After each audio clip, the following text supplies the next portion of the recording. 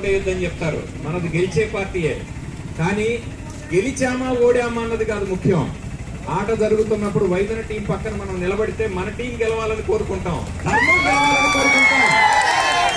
అంతేగాని గెలిచేవాడి పక్కన చేకొడతానని మాత్రం మనం అనం. మీ ఊరు పూర్తిగా నేను పోటీలో ఉన్నా. గెలుస్తామా ఓడతామా అన్నది కాదు ముఖ్యం. మార్పు కోసం పోరాటం ముఖ్యం. ఆ మార్పు కోసం ఓటు వేయడం ముఖ్యం.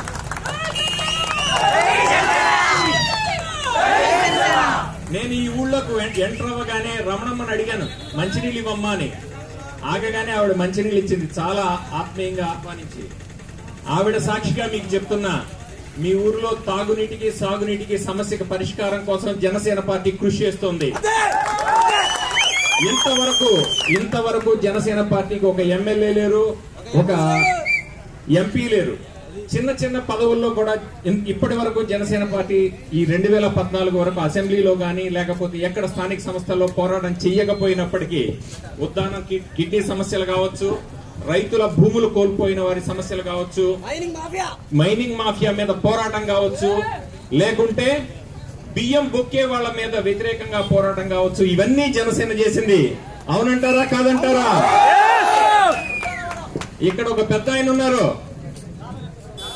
ఈ పెద్ద ఆయన పేరు మీకు తెలుసు కదా, గాలం వెంకటేశ్వర్లు గారు. ఏది గొప్ప అంటే జమీందారి కుటుంబంలో పుట్టి, డబ్బుల కట్టలలో పుట్టి పెత్తనం చేయటము, సమాజ సేవ చేస్తూ నటించడమో గొప్ప కాదు. పేదరికంలో బలహీన వర్గంలో కూడా పుట్టి 10 మందికి స్ఫూర్తినిచ్చే విధంగా సమాజానికి సేవ చేయటం, అందరికీ అండగా ఉండటం అనేది గొప్ప. ఈ గాలం వెంకటేశ్వర్లు గారి స్ఫూర్తితో బడుగు బలహీన వర్గాల వారికి ఈ జనసేన పార్టీ అండగా ఉంటుందని మీకు తెలియజేస్తున్నా. నేను సోదరుడు ప్రభాకర్ని, గాలం వెంకటేశ్వర్లు గారి అబ్బాయి సోదరుడు ప్రభాకర్ని కోరేది ఏంటంటే, మీ నాన్నగారు ఒక స్ఫూర్తిదాత. ఈ గ్రామానికే కాదు, ఈ చుట్టుపక్కల గ్రామాలకి సమాజ సేవకు ఎలా చేయాలో స్ఫూర్తి చూపించిన వ్యక్తి. అటువంటి వ్యక్తి బాటలో నువ్వు నడవాలని. మీకు తెలుసా జనసేన పార్టీ ఎవరి మద్దతుతో వచ్చింది, ఎవరి ఆశయాలతో వచ్చింది? ఒక్కసారి చూడండి. Janasena party doctor B R Ambedkar గారి ఆశయాల్లో, జ్యోతిరావు పూలే గారి ఆశయాలతో, పవన్ కళ్యాణ్ గారి నాయకత్వంలో ఈ పార్టీ ఏర్పడింది. బీసీలు, వెనకబడిన వర్గాలు. నేను మీ అందరికీ ఒక విషయం కరెక్ట్ గా చెప్పగలను.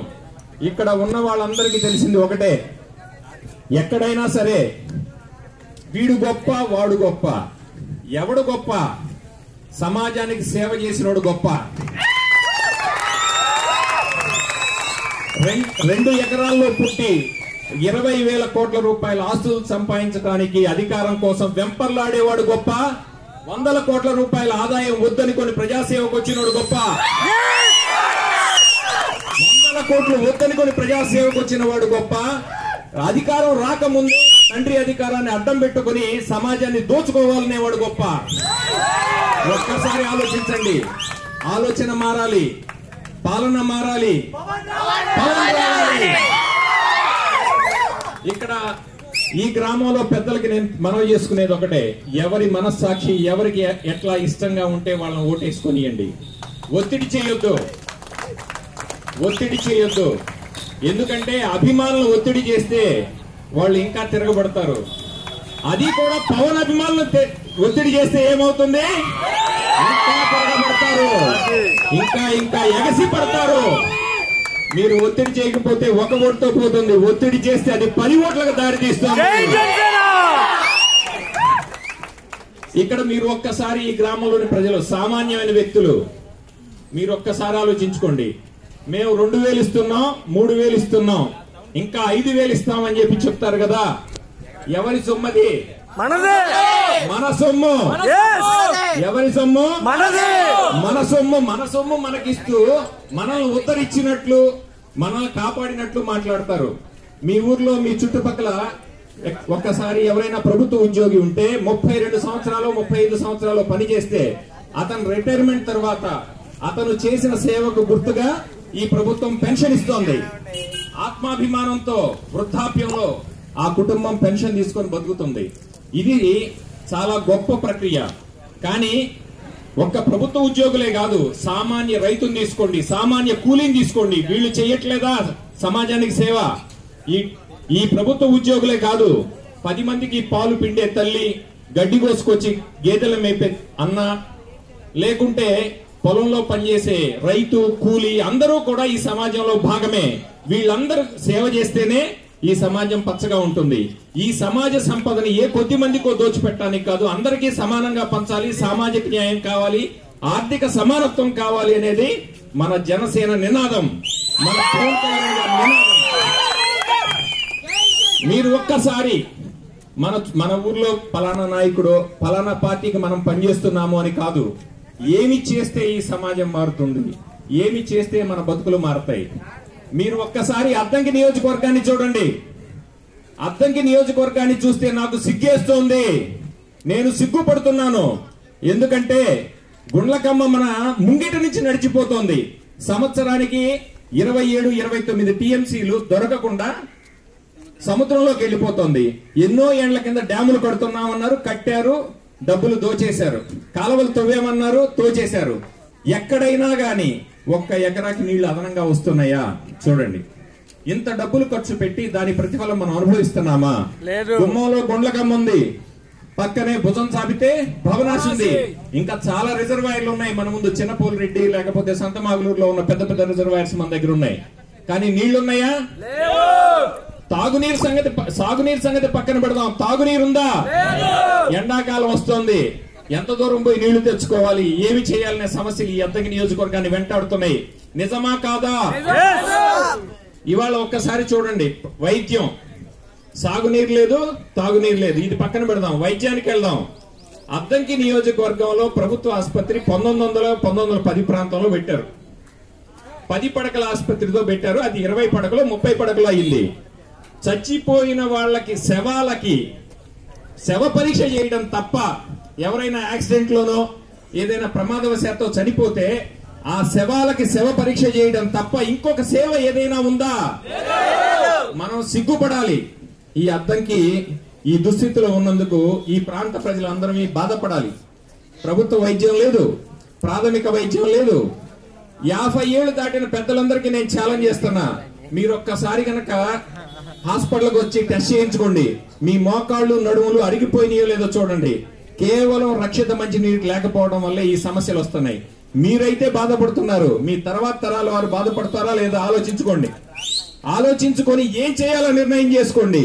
2000 ఇస్తామంటారు, 5000 ఇస్తామంటారు. రాలేదా ఇంకా మీ దగ్గరకి? మీ దగ్గరకు వస్తారు, ఓటుకు 2000 అంటారు. ఎవరయ్యా డబ్బులు? 2000 ఇస్తానంటే 5000 అడగండి, తీసుకోండి. 2 పార్టీల దగ్గర తీసుకోండి. ఓటు మాత్రం జనసేనకే వేయండి. మన బతుకు మార్చండి. ఇక్కడ మీరు ఒక్కసారి విద్యకొద్దాం.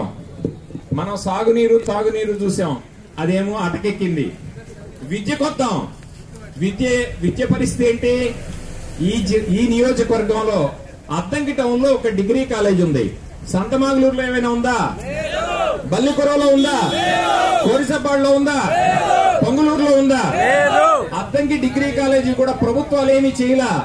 కట్టా రాంకోటేశ్వరరావు గారిని ఒక పెద్ద ఆయన, అయ్యా పిల్లలకు చదువు నేర్చుకోవడానికి అవకాశం లేదు అని కాలికి బలపం కట్టుకుని, ఇదిగో ఈ పెద్ద ఆయన లాగా తిరిగి చేస్తే ఒక్క డిగ్రీ కాలేజ్ ఉంది. దానికి సరైన వసతులు లేవు. ప్రకాశం జిల్లాలో ఒక చెప్పుకోదగ్గ విద్యా సంస్థ లేని నియోజకవర్గం ఏదయ్యా అంటే వెనకబడిన నియోజకవర్గం ఏదయ్యా అంటే అద్దంకి. ఇప్పటికీ ఈ దేశం ఏర్పడ్డ 70 సంవత్సరాల చిలుకులో 50 సంవత్సరాల పైన, 5 దశాబ్దాల పైన కాంగ్రెస్ పార్టీ అధికారంలో ఉంది. 21 సంవత్సరాల పాటు నేను అభివృద్ధి చేస్తాను, మీ బతుకు మీ భవిష్యత్తు నా బాధ్యత అనే పెద్ద మనిషి 21 సంవత్సరాల అధికారంలో ఉన్నారు. కానీ ఒక్క చెప్పుకోదగ్గ విద్యా సంస్థ లేదు. మేం ప్రశ్నిస్తాం, ఈ ప్రశ్నలే అడుగుతున్నాం. ఇప్పుడున్న నాయకులు సమాధానం చెప్తారా? ఇప్పుడున్న పాలకులు సమాధానం చెప్తారా? గడిచిపోయిన కాలం నాటి ఏలికలు సమాధానం చెప్తారా? మీరు ఆలోచించండి. మేం ప్రశ్నిస్తాం, మీరు మాతో కలిసి ప్రశ్నిద్దాం రండి. ఈ అద్దంకి నియోజకవర్గాన్ని మనం అభివృద్ధి పథంలో నడుపుకుందాం. ఇది ఒక్కటే కాదు, ఇక్కడ ఉన్న ఈ ఊర్లో లెక్కేయండి, 25 నుంచి 35 ఏళ్ల మధ్య యువత ఎంత ఉందో చూడండి. ఎవరూ లేరు. అందరూ అంతో ఇంతో శక్తి సామర్థ్యం ఉన్నోళ్ళు, చదువుకున్నోళ్ళు హైదరాబాదు బెంగళూరు వెళ్తున్నారు. అవకాశం ఉంటే అమెరికాకి ఎగిరిపోతున్నారు. అవునా కాదా? ఇక్కడ బేల్దారి పనులు చేసే వాళ్ళు ఎక్కడికి వెళ్తున్నారు? తెలంగాణ గాని, హైదరాబాద్ గాని, బెంగళూరు గాని వెళ్తున్నారు. ఇక్కడ పని ఉందా అంటే లేదు. అద్దంకి యువతరం మొత్తం వలసల పర్వం. బతకాలి అనుకున్నాడు వైద్యంలో ఉండి బతకలేడు. అద్దంకి నియోజకవర్గంలో ఉండే బతికేవాడు లేడు. కావాలంటే ఒక్కసారి పంటలు చూడండి. ఏ పంటకైనా గిట్టుబాటు ధర ఉందా? పని చేద్దామని యువకుడు ముందుకొస్తే పని చేయడానికి పని ఉందా? ఉపాధి లేదు, ఉద్యోగం లేదు, అభివృద్ధి లేదు. ఇంత భయంకరమైన నియోజకవర్గం ఈ రాష్ట్రంలో లేదు. ఇది వాస్తవం. అందరూ అనంతపురం, శ్రీకాకుళం వెనకబడింది అంటారు. కాదు కాదు, ప్రకాశం జిల్లానే వెనకబడింది. అందులోనూ అద్దంకి ఇంకా వెనకబడింది. మీకు ఒక చిన్న విషయం, మీరు పెద్దలు అందరూ ఒకసారి ఆలోచించుకోండి. ఒకప్పుడు మనతో పాటు ఉన్న కొద్దిమంది డబ్బులు కట్టలకు పెరిగిపోయినాయి, ఆస్తులు పెరిగిపోయినాయి. కానీ సామాన్యుడి బతుకు అలాగే ఉంది. డబ్బున్నోడికే డబ్బు చేరుతోంది. డబ్బున్నోడు పెద్దోడైపోతున్నాడు, ఇంకా ఇంకా పెద్దోడైపోతున్నాడు. కానీ సామాన్యుడి బతుకు, పొలంలో కష్టం చేసే రైతు గిట్టుబాటు ధర ఉందా? లేదు. ఈ రోజుకి పెసలు మినిమం ధర 6700 కొనాలి. ఎక్కడైనా కొంటున్నారా? అమ్ముకుందామంటే కొనేవాడు లేడు. మినువులు సుమారు 5600 కొనాలి అని చెప్పేసి ప్రభుత్వం ధర నిర్ణయించింది. మినువులు కొనే నాదుడు లేడు, కందులు కొనే నాదుడు లేడు. ఇక మిర్చి సంగతి చంపుదామా బతికిద్దామా అని అలా అలా ఊరిస్తాంది. రైసు మనం ప్యాడీ పండిస్తే వరి పంట కూడా వాళ్ళ చుట్టూ వీళ్ళ చుట్టూ తిరిగి అమ్ముకోవాల్సిన పరిస్థితి. పెట్టుబడి ఏమో విపరీతంగా పెరుగుతోంది, దిగుబడి తగ్గుతోంది, ఆదాయం తగ్గుతోంది. వ్యవసాయం చెయ్యాలా వద్దా అని చూస్తారు. మీరు ఒకసారి చూడండి, మన ఊర్లో వృత్తులు చేసుకునే వాళ్ళు ఉన్నారు. మంగళ పని చేసుకునే సోదరుడు ఎవరైనా ఉంటే వాళ్ళ కొడుకుని ఆ పనిలో పెట్టడానికి ఏం భయపడ్డావు. ఎంతో కొంత పుట్టి ఉంటుంది, కనీసం బతుకుతామని. అలాగే బేల్దారి పని చేసేవాడు తన కొడుకుని బేల్దారి పనికైనా తీసుకెళ్తాడు, భుక్తో కనీసం జీతం వస్తుంది అని. ఉపాధి హామీ కూలీ పని చేసే వాళ్ళకు కూడా అలానే ఉంది. కానీ రైతుకి ఈ భరోసా ఉందా? ఈ భరోసా ఉందా? ఒక్కసారి గుండెల మీద చేసుకొని చెప్పండి. మీకు 2000 ఇవ్వచ్చు, 2 కోటర్ల సీసాలు ఇవ్వచ్చు, కానీ వాటికి మోసపోవద్దు. అవి తీసుకోండి, ఇంకా ఎక్కువ అడిగి తీసుకోండి. కానీ ఓటు మాత్రం గాజు గ్లాసు గుర్తుకే వేయండి. గాజు గ్లాసు గుర్తుకే వేయండి. సోదరుడు